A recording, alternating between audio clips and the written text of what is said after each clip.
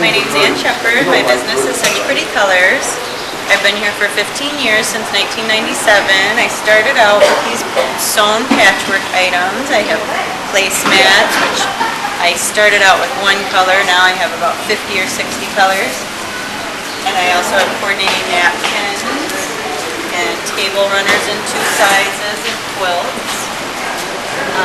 And in 2004, I had my son, and that inspired me to make these t-shirts since I had a kid. And they've grown as well. I have 8 designs now.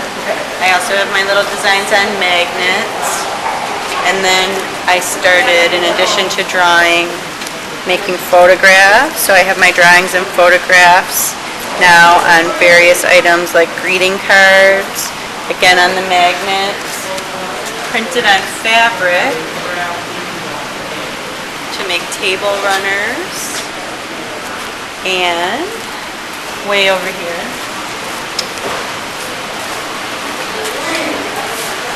pillows. This is a photograph of my apple tree with a little goldfinch collaged in. I have a lot of flower photographs, some drawings. This one even has a little Grandma Moses quote down at the bottom.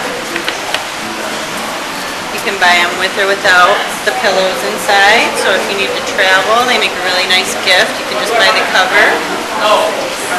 All of my fabric items are machine wash and dry and easy to care for, which is nice. And one other, also tote bags. I've always had these screen printed ones to go with my t-shirts, but lately I've been using the printed fabric to add a lot more variety to the tote bags. And one other little thing I make. This I started after my son was born too. My little pendant. Get them with your kids' photos on them. A lot of these feature other artists' work that's in the public domain, as well as my own artwork, like my little quilt. Some of the other vendors have let me put their artwork on, including some of the Saturday vendors. And I think that's everything I have.